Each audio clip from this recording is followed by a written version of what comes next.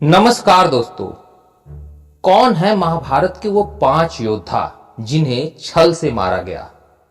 तो चलिए जानते हैं आज की इस वीडियो में कौन थे वो 5 योद्धा जिन्हें महाभारत के युद्ध में छल से मारा गया, जिन्हें सीधे तौर पर हराना लगभग असंभव था, नामुमकिन था। हमारे धर्म ग्रंथों में महाभारत के युद्ध को धर्म और अधर्म के बीच लड़ा गया युद्ध बताया गया है। कुरुक्षेत्र में लड़ा गया युद्ध कितना भयंकर था, इसका अनुमान आप इसी बात से लगा सकते हैं। आज भी कुरुक्षेत्र की मिट्टी लाल रंग की है। इस युद्ध में भाग लेने वाले कई ऐसे महारथी योद्धा थे जिन्हें मारना आसान नहीं था, परंतु फिर भी वो मारे गए। आज की इस वीडियो में हम उन्हीं योद्धाओं के बारे में जानेंगे कि किस प्रकार पांडवों ने युद्ध जीतने के लिए छल कपट का सहारा लेकर ऐसे योद्धाओं का वध किया जिन्हें मारना किसी के लिए भी असंभव था। इसमें सबसे पहला नाम आता है भीष्म पितामह का। छल कपट से मारे गए योद्धाओं में सबसे पहला नाम आता है भीष्म पितामह का। कौरवों और पांडवों के पितामह भीष्म महाभारत के युद्ध में भाग लेने वाले सबसे पराक्रमी और बुजुर्ग योद्धा थे। ऐसा कहा जाता है 18 दिनों तक चले इस युद्ध में भीष्म 10 दिनों तक पांडवों की विजय में बांधक बने रहे। महाभारत के युद्ध को भीष्म पितामह को पराजित किए बिना पांडवों के लिए जीतना लगभग असंभव होता जा रहा था। ऐसी स्थिति में ही भगवान श्री कृष्ण की सलाह पर अर्जुन ने शिखंडी को ढाल बनाकर युद्ध के 10वें दिन भीष्म पितामह को बाणों से छल्ली कर दिया।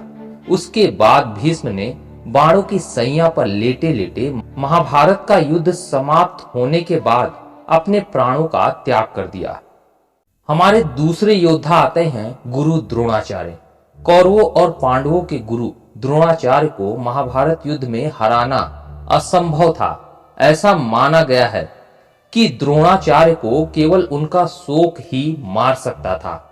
भीष्म पितामह के बाणों की सैया पर लेटने के बाद गुरु द्रोणाचार्य को कौरवों की ओर से प्रधान सेनापति बनाया गया। सेनापति बनने के बाद गुरु द्रोणाचार्य पांडवों की जीत में सबसे बड़े बांधक बनते जा रहे थे। ऐसे में पांडवों ने एक बार फिर भगवान श्री कृष्ण की सलाह पर छल का सहारा लिया। भगवान श्री कृष्ण ने भीमसेन से कहा कि वो अश्वत्थामा नाम के हाथी को मारकर जोर जोर से चिल्लाए कि मैंने अश्वत्थामा को मार दिया है। द्रोणाचार्य के पुत्र का नाम भी अश्वत्थामा ही था। ऐसा सुनते ही गुरु द्रोणाचार्य अस्त्र और शस्त्र त्याग कर जमीन पर बैठ गए। इसी बीच दुष्टद्युम्न ने तलवार से द्रोणाचार्य के सर को धड़ से अलग कर दिया। हमारा तीसरा योद्धा है जयद्रथ। अर्जुन के पुत्र अभिमन्यु को मारने वालों में दुर्योधन के बहनोई जयद्रथ का नाम भी शामिल था। जयद्रथ को अपने पुत्र का हत्यारा मानकर अर्जुन ने प्रतिज्ञा ली कि अगले दिन सूर्यास्त तक जयद्रथ को नहीं मार पाया तो मैं स्वयं आत्मदाह कर लूंगा। शाम होने वाली थी और अर्जुन के लिए जयद्रथ को मार पाना असंभव दिख रहा था। ऐसे में भगवान श्री कृष्ण ने अपनी माया से सूर्य को ढक दिया, जिससे चारों ओर अंधेरा छा गया। ये देखकर जयद्रथ समेत कौरवों ने समझा कि शाम हो गई और खुशी के मारे जयद्रथ अर्जुन के सामने आ गया। उसके बाद भगवान श्री कृष्ण की माया से आसमान फिर से साफ हो गया और सूर्य की किरणें दिखने लगी और भगवान कृष्ण का इशारा मिलते ही अर्जुन ने जयद्रथ का वध कर दिया। हमारे चौथे योद्धा आते हैं अंगराज कर्ण, जिन्हें छल से मारा गया। अंगराज कर्ण को सीधे युद्ध में पराजित करना अर्जुन के बस की बात नहीं थी।